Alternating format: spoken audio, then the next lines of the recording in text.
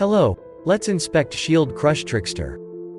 Trickster is one of the most durable ascendancies in the game. Its keystones are remarkably good at mitigating damage or increasing survivability indirectly.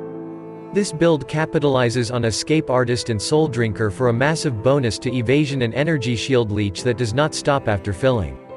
With the abundance of energy shield and evasion, it's reasonable to pick up Ghost Dance. After getting hit it will instantly recover energy shield.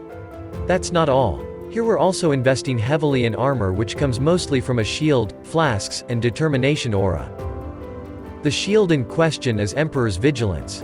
It requires some maximum life too, but in turn, offers superior stats comparable to a very good rare one. Glancing blows doubles your block chance. The damage taken from blocked hits will get instantly recovered anyway. To top it all off, there's also Fortify. It's a build that uses some cheap unique items. Later can accommodate even more of them. That's why it's good as a starter. These items should be already inexpensive on day 2 of a new league. After some investment, it can reach 10 or even 15 million DPS. With almost 40k of armor and evasion, it's reasonable to pick the Perseverance belt for around 200% increased attack damage. The rest of the damage is granted by Shield Crush, a unique attack skill that sourced its damage from shield's armor rather than weapons attack. The build is capable of easily capping attack block chance and reaching very high spell block chance, but the main defensive layer against spell hits is spell suppression, which here should equal 100%. It's one of the most durable builds in the game. Clear speed is not very good, it's a melee build. Single target damage is not impressive, but not intolerable. The build consists of cheap unique items, later these can be upgraded. Great League starter.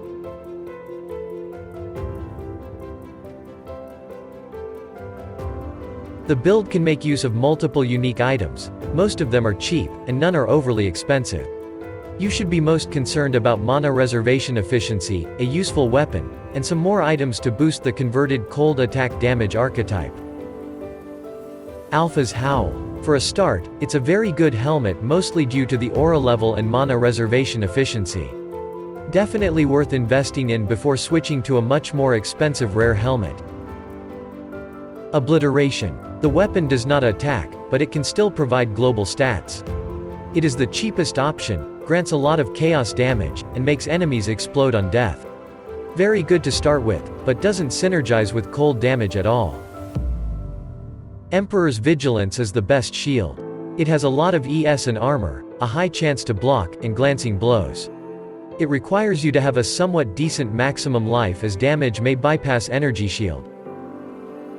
Feral's Fur is not an outstanding body armor, a good rare is still better, but this one has some virtues: high evasion and armor, maximum life, frenzy and power charges, and Cat's buffs off charge, which are very powerful. Darkrai Vectors are an extremely DPS-oriented choice for a pair of boots.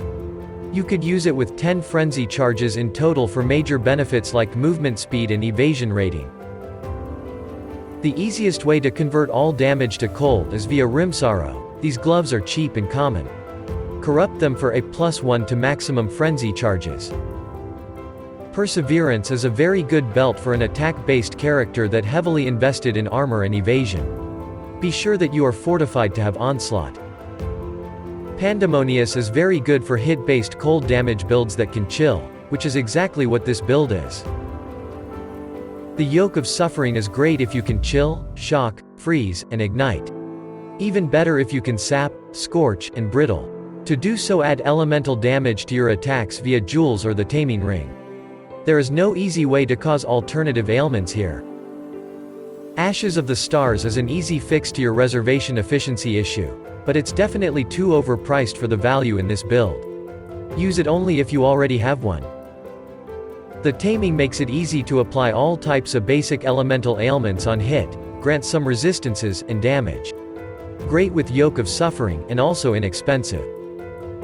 Mark of the Elder is yet another heavily DPS-oriented piece of equipment. Adds a lot of cold damage, increases ES, maximum life, and is only good if your other ring is influenced by the Shaper. Seething Fury Jewel fits here like a glove.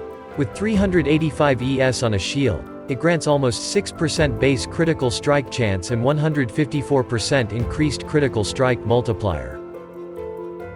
You should have tons of passives allocated around the fervor notable.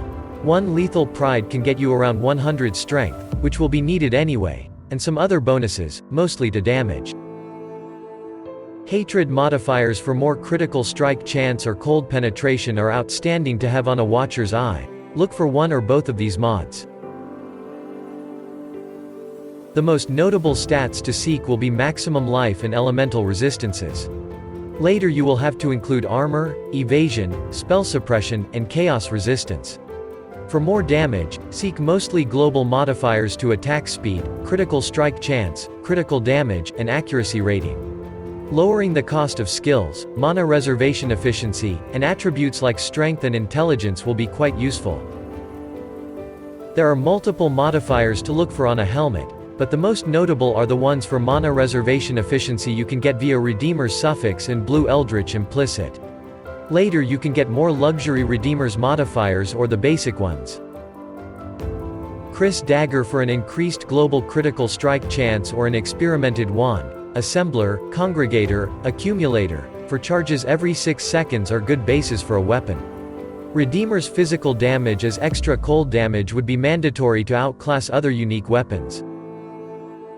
Body armor, besides life and resistances, should get you spell suppression, armor, evasion, and maybe even attributes or critical strike chance. Boots are basic, but that doesn't mean there are no luxury upgrades to look for later. Movement speed, resistances, and life are good for a start. Rare amulet is not a recommended choice, but if you can't fix some of the issues like resistances, accuracy, or attributes, this jewelry has you covered. On a ring, seek life, resistances, increased or added cold damage with attacks, accuracy, and attributes. Later you can craft a modifier for a reduced mana cost of skills. Maximum life and mana reservation efficiency are the top priority to look for on jewels. Later seek resistances, attributes, and critical strike modifiers. For flasks, we've selected 2 unique ones. Taste of Hate for extra physical damage as cold damage and multiple defensive bonuses, and Atziri's Promise for extra chaos resistance and damage sourced from physical and cold damage. For magic flasks, use a life one that can stop bleeding, a granite flask with a suffix for increased armor, and a diamond flask with a suffix for an increased critical strike chance or attack speed. Now for the skills. Shield Crush uses your shield to deal melee physical damage, later converted to cold. Stay close to your opponent so it can receive more damage from overlapping waves. Use anomalous or divergent versions. Link it with Cold Penetration, Pulverize, Multi-Strike, Elemental Damage with attacks, and Fortify support gems. You can also use Hypothermia instead of Pulverize for more damage and less AoE and melee physical damage instead of Fortify. That is if you're already fortified via Fortify Mastery. For defensive auras use Grace for evasion rating, Divergent Determination for more armor and extra evasion as armor, and Defiance Banner which increases both armor and evasion rating, while also reducing critical strike chance for nearby foes. If you have Enlightened support, use it here to reduce mana reservation cost. These shall be socketed in Alpha's Howl Helmet if you have one. Offensive auras are Precision and Hatred. Precision increases accuracy and critical strike chance. It doesn't have to be leveled all the way up to save some mana. Hatred is used for more cold damage, and extra physical damage as cold damage. It's the best aura for cold conversion builds. If you have another Enlightened support, use it here too. Assassin's Mark increases critical strike chance and multiplier against the marked opponent. If your critical strike chance is too low for it, switch to Frostbite Curse and cast it manually. Use Molten Shell to mitigate incoming hit damage for some time. It's able to absorb more damage the more armor you have. Use these two in the same setup linked up to Life Tap support to spend no mana, and Mark on hit to apply Assassin's Mark automatically. Ancestral Warchief Totem grants you more melee damage after you summon it. Ancestral Protector is similar, but provides you with attack speed instead. Use the anomalous version if you can. Multiple Totem support allows you to summon both ancestral totems at once. Flame Dash is a recommended mobility skill you can use to move faster and avoid attacks. Frost Bomb applies cold exposure, lowering cold resistance, and reducing life regeneration rate, which might be good against bosses that heal.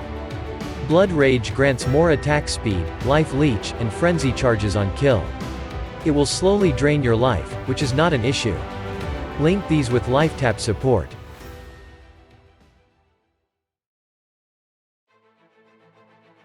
We recommend killing all the bandits for 2 additional passive points, but helping Alira may be of use if you need resistances, mana regeneration, and critical strike multiplier. Soul of Lunaris seems like the best choice for a major god.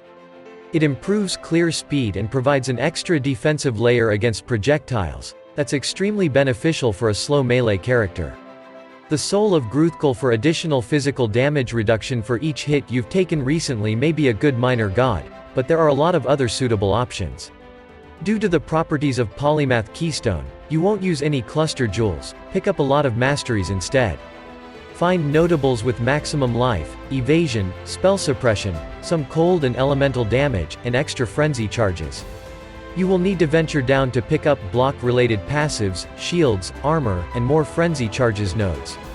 For masteries, pick Leech Mastery, damage while leeching, elemental mastery for better exposure, evasion mastery for grace reservation efficiency, armor mastery for determination reservation efficiency, increased effect of auras as reservation mastery, increased critical strike chance from spell suppression mastery, crit multiplier against unique enemies as critical mastery, better cold exposure as cold mastery, life masteries for more maximum life, mark mastery to generate frenzy charges on hit, block mastery for increased attack damage, shield mastery for increased critical strike multiplier, and charge mastery for increased damage per charge. That is all for this video. POB and text guide can be found on our website. We encourage liking the video and subscribing to our channel. Stay safe and see you soon.